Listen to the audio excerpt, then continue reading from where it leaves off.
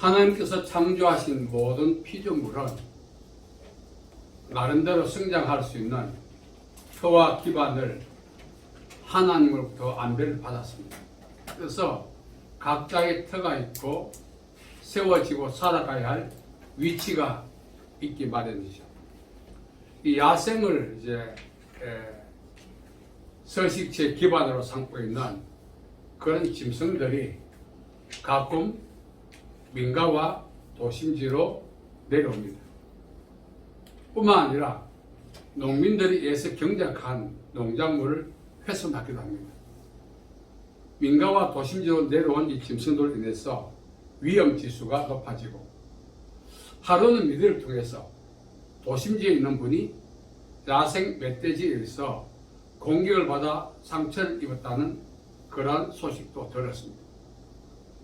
자신의 안배받은 위치를 벗어나서 민가와 도심지로 이렇게 난입하는 그 이유가 무엇일까요?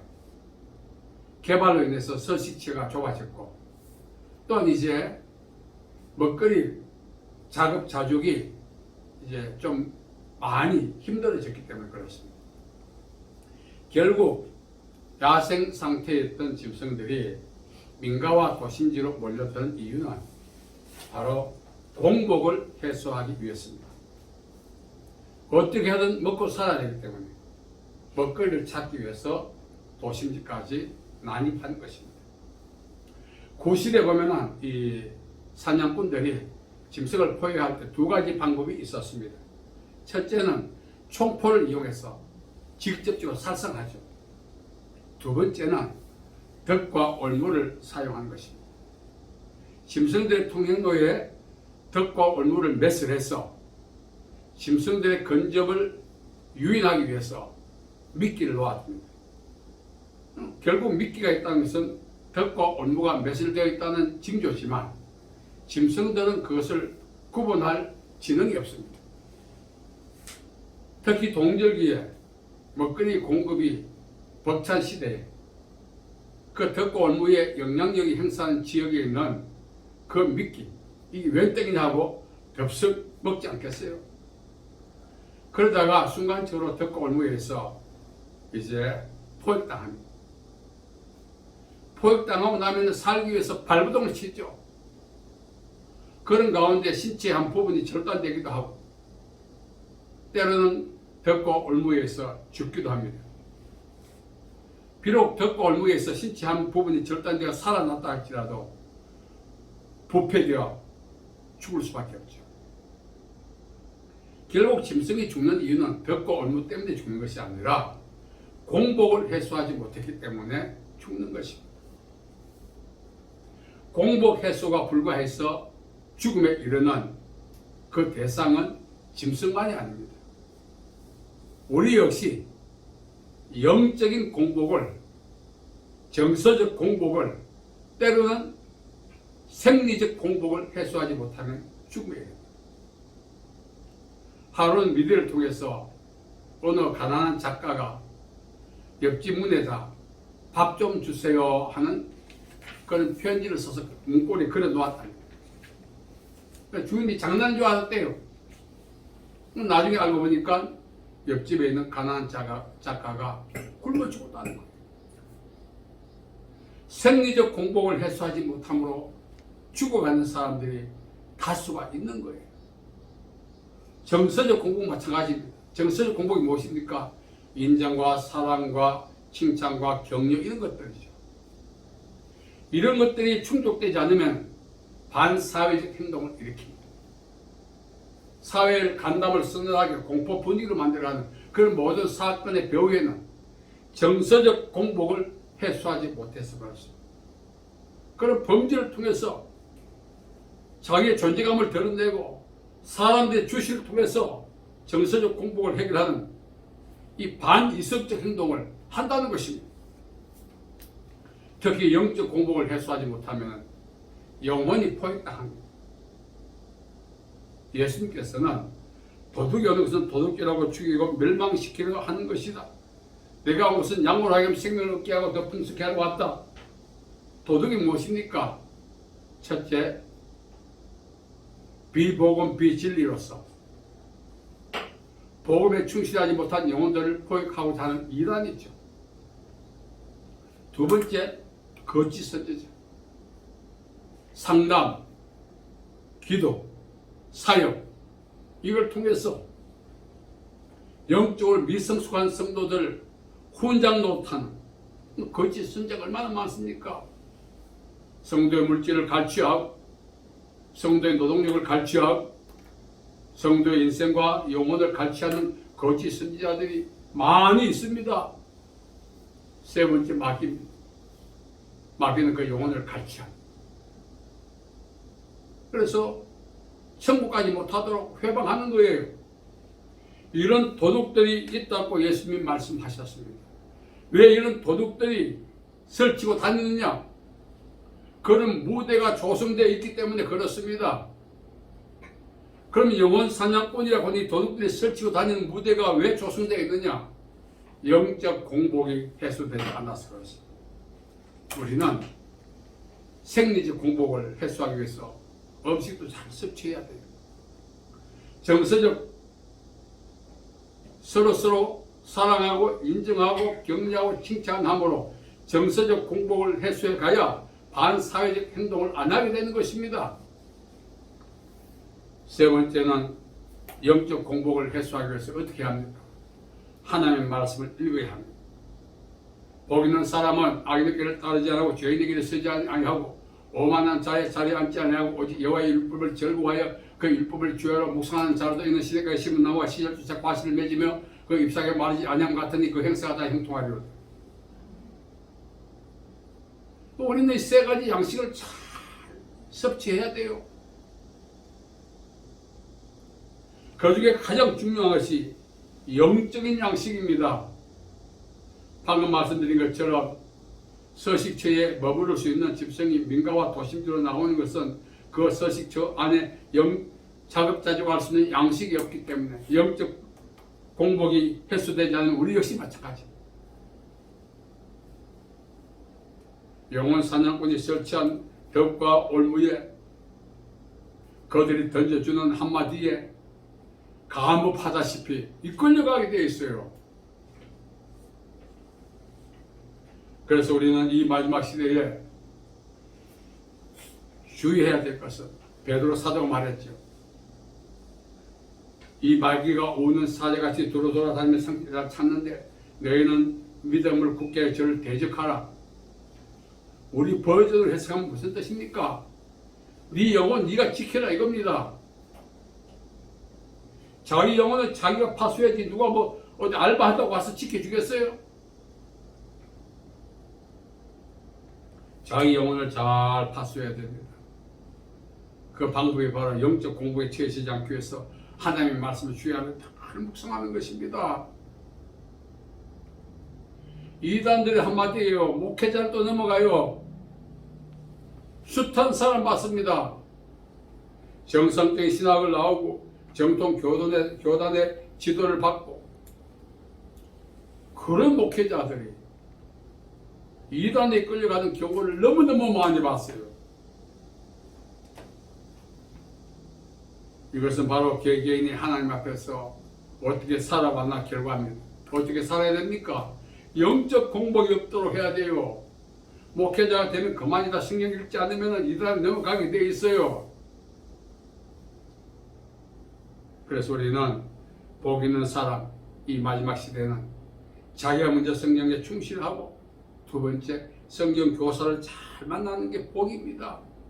그래서 끝까지 자기 영혼을 지킬 수 있는 그것이 야말로 복이에요. 아파트 한 채 차, 부동산 값, 적금 통장에 내려가는 액수 때문에 절구할 것이 아니라 내 영혼 내가 잘 지킬 수 있는 조건과 상태에 있는 것이 복인 줄 아셔야 되는 것입니다. 그래 되려면은 내가 먼저 말씀 묵상을 통해서 영혼이 강건해지고 이 말씀을 잘 해석해서 실천할 수 있도록 도와주는 성경 교사를 잘 만나는 것이 하나님 내게 주신 축복인 줄 믿으시기 바랍니다. 아멘. 그래야지. 이 세상적인 것들을 갖추어진다고 구석이 갖추어진다고 그것을 복으로 알고 영혼이 도둑 맞으면요, 이 빌 게이츠 같은 상태가 돼도 소용없습니다.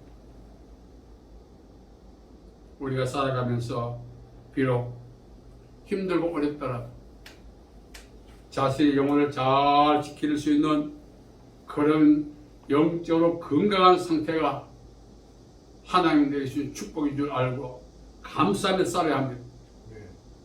또한 오늘 말씀에 보면은 말씀과 기도로 거룩하여집니다.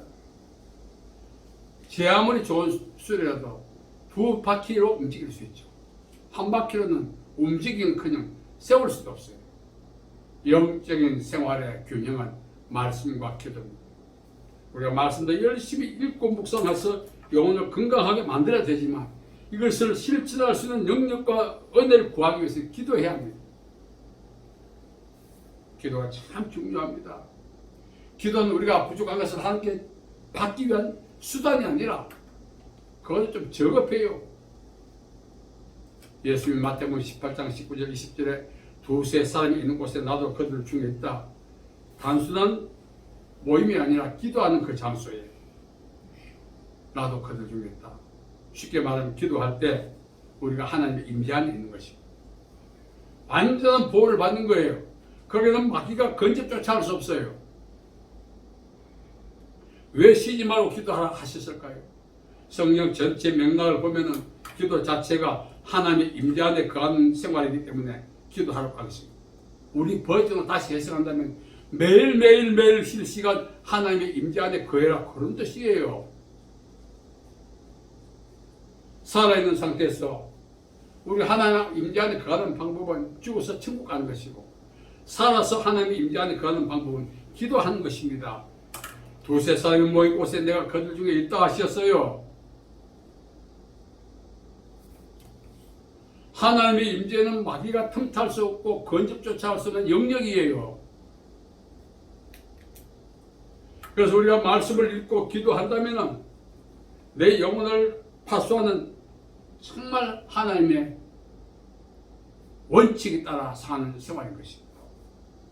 여러분, 지구촌에는 다 핵을 다 모으고 병력을 다 모아놓고 그 안에 내가 있다고 해서 마귀가 틈만 탑니까?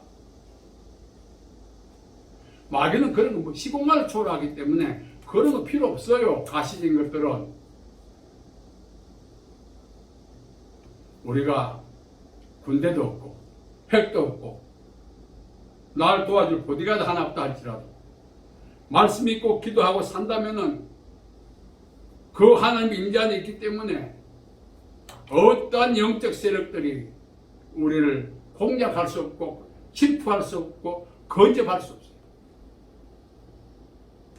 그래서 이 마지막 시대에 우리는 내 영혼을 잘 지켜야 합니다. 요즘 사회가 불안하다 보니까 호신용품이 막 날개 돋친 듯 팔린다 그래요. 아무리 다양한 우리가 호신용품을 갖고 있다 할지라도, 비록 그것이 나를 지켜준다 할지라도 진정으로 우리가 파수하고 대응해야 될 그런 천적은 가시적인 반사회적 행동하는 그 사람들이 아니라 마귀예요. 거짓 선자예요. 이단이에요. 이런 것들은 퇴직은 수사도 안 됩니다. 총포를 이용해도 안 됩니다. 이런 천적들을 대적할 수 있는 유일한 방법은 말씀을 읽고 좋은 성경 교사 만나 해석을 받고 그리고 성령의 능력과 은혜를 힘입어 실천하며 사는 것이야말로 내 영혼을 파수하고 복되게 만드는 하나님의 은혜를 입고 있다는 증거입니다. 여러분, 지금 이 시대가 너무나 악해졌어요. 어떤 분이 제게 질문했어요. 목사님, 이단이 왜 많습니까? 한국교회 책임이고 목사의 책임이에요. 이단이 많이 설치고 다닌다는 것은 이단이 설칠 수 있는 건 무대가 조성되어 있기 때문에 그래요. 그 무대가 어떤 무대입니까? 영적 공복에 처한 성도가 많다는 거예요. 성도들이 말씀 충만, 성령 충만하면 그들이 설칠 영역이 없어져요. 자연이 도태될 수밖에 없는 거예요. 그래서 저는 이단이 설치는 것을 보면서 목사로서 성도들께 죄송하다 말하고 싶은 거예요. 내 성도가 이단에 안 갔다 해서 다행입니까? 아니죠. 한국교회 구성하고 있는 성도의 영적 유익을 책임져야 할 목사로서 당연히 그것은 제가 감수해야 될 책임이죠. 여러분, 제가 많은 이야기를 듣습니다. 인천 어느 교회는 얼마 오래됐습니다만 중직자하고 한 300명이 하루아침에 이단에 갔다는 거예요. 물론 그 이단이 그 교회에 들어와서 압력을 해서 1대1에서 유혹해 간 것도 있지만 유혹하게 간 자체가 중요하지 않고 유혹에 넘어간 자체가 중요해요. 왜 넘어갔을까요? 영적 공복이 있습니다. 영적 공복. 내가 말씀을 많이 읽고 이 성경 해석에 받아 성령의 능력을 힘입어 실천하며 살았다는 이단이 압력한들 그게 무슨 상관이 있겠어요? 오히려 한국교회 성도들이 말씀 충만, 성령 충만, 하나님의 말씀을 성령의 능력을 힘입어 실천하며 산다면 지금 있는 이단도 자연 도태되고 더 이상 이단이 생성될 리도 없다는 거예요. 그런 조건과 상황이 형성되지 않기 때문에. 여러분, 마귀는 마지막에 균형을 상실할 때 공격합니다. 하나님의 말씀과 기도, 이 균형이거든요. 이 균형을 잘 잡아야 합니다. 성경만 읽고 끝날 것이 아니라 이 성경을 말씀을 잘 해석받아서 실천할 수 있는 능력을 얻어야 되는데 이 능력은 기도를 통해서 공급을 받습니다. 알면 뭐합니까? 실천하지 못합니다.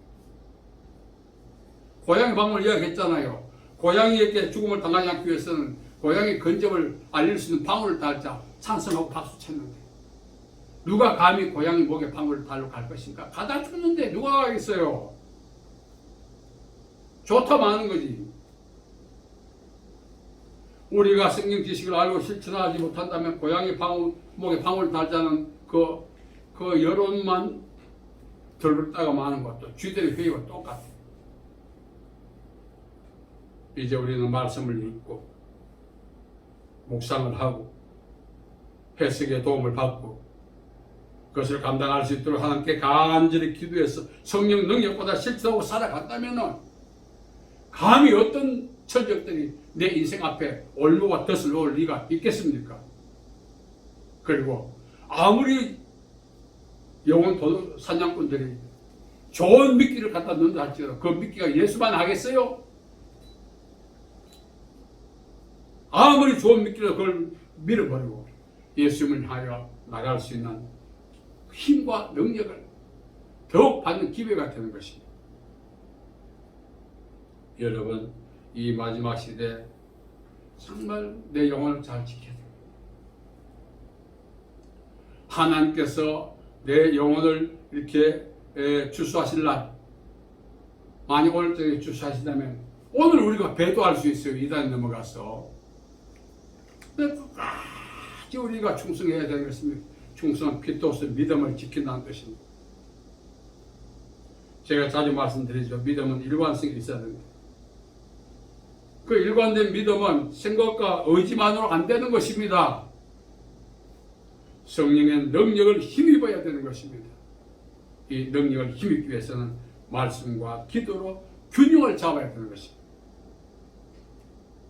저와 여러분 남은 인생이 정말 영혼을 잘 지켜서 하나님 앞에 섰을 때 위로와 칭찬과 상급을 받는 상태가 되도록 우리 스스로 노력하지 않으면 안 되는 것입니다. 마귀는 이 꼴을 못 보겠다 싶어서 이걸 방해하려고 언제든지 시간만 있고 틈만 나면은 저와 여러분을 유혹해서 영적 구렁텅이에 같이 빠지기를 원하죠. 이 마귀의 괴계, 고린도후서 1장 11절에 이걸 안다면은 어영부영 살아서 안 되는 것입니다. 이제 말씀을 많이 읽읍시다. 그리고 이 말씀이 무엇인가 해석도 여러분들 질문하면 제가 성실히 답변해 드립니다. 또한 이 말씀을 여러분들 알고 있는 지식의 수준에 고양이 방울에 목에 방울 다는 그 수준에 머물면 안 돼요. 실천해야 돼요. 예수님께서도 말씀하셨죠. 내 말을 듣고 행하는 자는 반석 위에 세운 지혜로운 사람 같아서 비가 오고 창수가 나고 바람이 불어도 무너지지 않는 행하는 자는 그 행함은 우리의 자의적 힘이 아니라 성령의 능력인 것입니다. 하나님의 말씀과 성령의 능력을 힘입어서 영혼 잘 지키고 주신 사명 잘 감당해서 이 땅에서 흔들리지 않고 균형 잡고 하나님의 나라를 향하여 힘있게 달려가는 저와 여러분 되기를 예수님의 이름으로 축복합니다. 아멘. 살아계신 아버지 하나님, 은혜와 자비와 사랑을 감사하며 우리 모두에게 영적 균형을 잘 유지할 수 있도록 도와주시, 말씀으로 영적 공복을 이기게 하시, 기도를 통하여 성령의 능력 받아서 주신 말씀 감당하고 실천하여 열매 맺는 남은 인생 살 수 있도록 도와주시옵소서. 예수님의 이름으로 기도하옵나이다. 아멘.